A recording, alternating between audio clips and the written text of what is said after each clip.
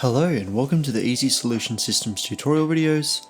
I'm Jesse Brown, and today we'll be going through receipts in RetailMan.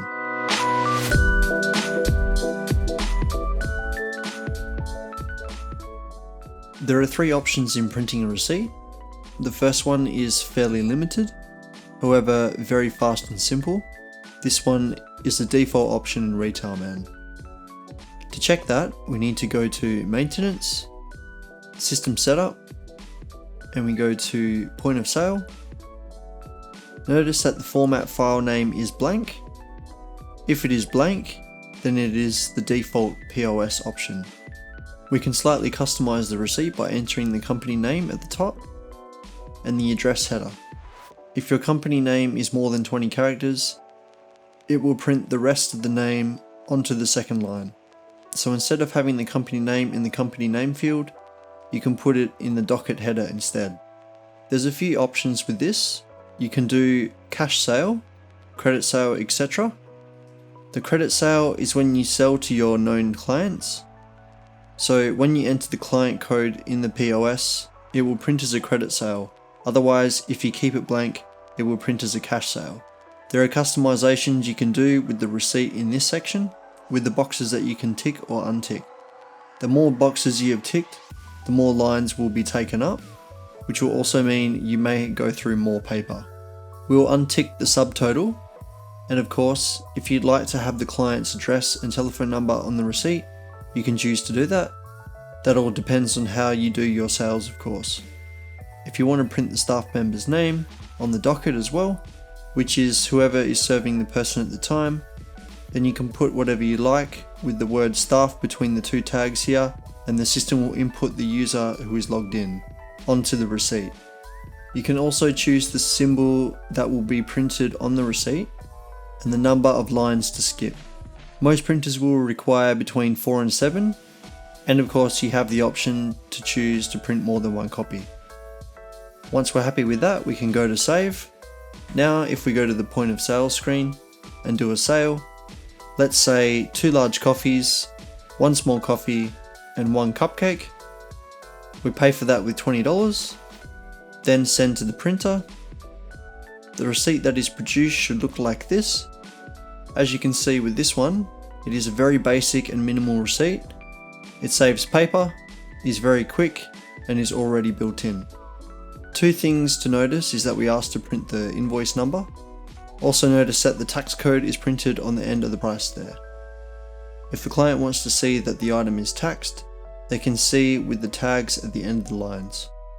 It has also printed the tax, total, and change amount as well. It has also taken the variable from word staff being between the 2 tags in the message that was set up and replaced it with master user, which I'm logged into. Also notice that we have printed the barcode. This barcode can actually be switched off and on.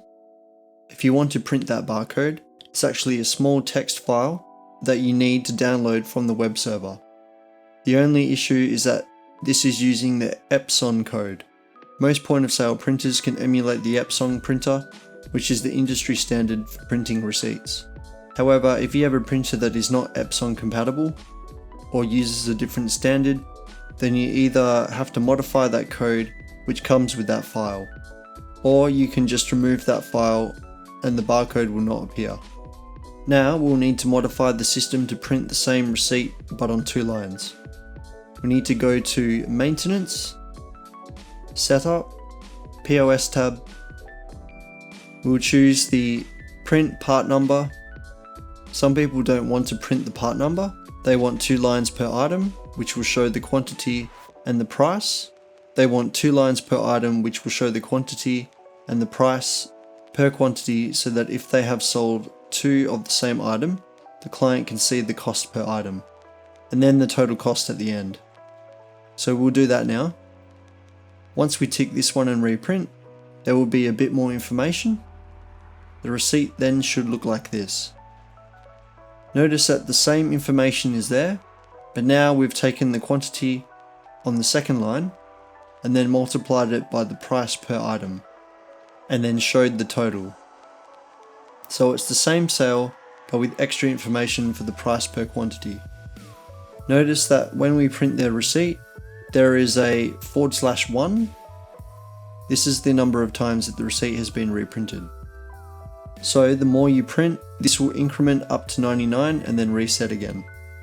So this receipt is based on just adding the part number option, and the system will reprint, but this time on 2 lines. If you want more options to show on the receipt, you can customize the printer to print more information. Thing is, with the default printing, your printer can have the ASCII text, which is spelt as an acronym of ASCII text. So it doesn't need any Windows drivers, as long as you're sending it to the right port. Printer will print your receipt without issues. If you need to print more graphics and more information with different formats, you need to make sure your printer actually does support graphics printing. Most thermal POS printers would support that. You just need to make sure you've installed the proper printer driver. You cannot use the ASCII or the flat text driver. This will muck up your receipts, so make sure you install the proper printer driver. The other option is to put more features onto the receipt. This will also work with the ASCII text, which is quite fast. There are a few files you can use. One is called cashsale.pos. This file comes installed on the system, and this will allow you to edit the file and change things around on the receipt. If you click edit, you can see that the company name is between a squiggle and the up arrow. This will ensure that the company name will print in capitals or in bold and big letters. And then we have to enter the company address on the few lines. When you see this squiggle character and then followed by a letter, each letter means something. So E is for the invoice number. So if we look at the data dictionary, if we see E, it's docket title, invoice lay-by returns, and the invoice number. So since we have E here, this will print the title of that receipt. If it's an invoice, it will print invoice, etc. N is for the number, and the specified number is 8, which is 8 long. D is for date, and M is for time. If you say this character here, the arrow pointing right, this will block the input for being printed, which is used for notes and won't be printed for people to see. This will repeat the next line so many times until it's done. What we're repeating here is the quantity, the unit, the description, and the amount. Notice we have the amount printing as 8 and 3 digits. To make it 2, we just need to change that to 2. And here we have the rounding, subtotal, etc. You can have a play around with that and see how it goes. Make sure you make a backup of the file before you start playing with it. So this one will allow you to do the same receipt but in a custom format. When you print a receipt, it should look something like this. As you can see, it is very similar to the one that comes with the system, but this can be more customizable than the default. However, you need to spend more time doing this. The third and final one is to use what we call a format file that are designed by us, and this will give you the most variation to your printout and will look a lot nicer. We'll go to posq.frx. This file you cannot edit because it is a system file, which is hard for users to edit. However, if you would like any variation for the output, let us know and we can add it in. Once you put this file, most of these options will not work. It will pick up everything from the file itself. If you use the posq.frx, the output will look something like this. As you can see, you can print the logo directly, which we have in the system. We can also print anything on there. So for example, if we go to the company details, it will print the company name and the company address as shown on this screen, and it will print the logo there as well. If we go to the POS tab, POS receipt setup fields will be ignored on the printout, and it will do it from the company setup file instead. So as you can see here, it looks nicer, but you need to make sure your company can support graphics, and you need to have your post printer driver installed on Windows.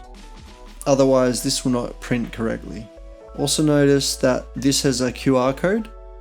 You can customize this for the customer, if they were to scan this code. It can send them to either your website, whether it be specials, information, etc.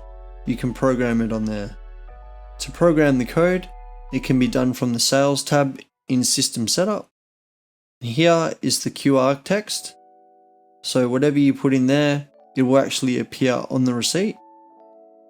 Note that we have to put the text between quotations. So this must be done to have the QR code printed properly. If you make a mistake, the QR code will print, but when scanning the code, it will announce an error, which means it won't show anything.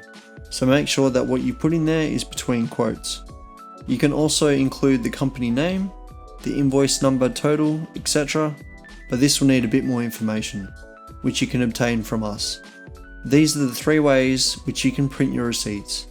But this one out of the 3 is the best that you can use, and it's also quite fast depending on your printer. I hope this video has been helpful, and we hope to see you again soon. Thank you. Bye.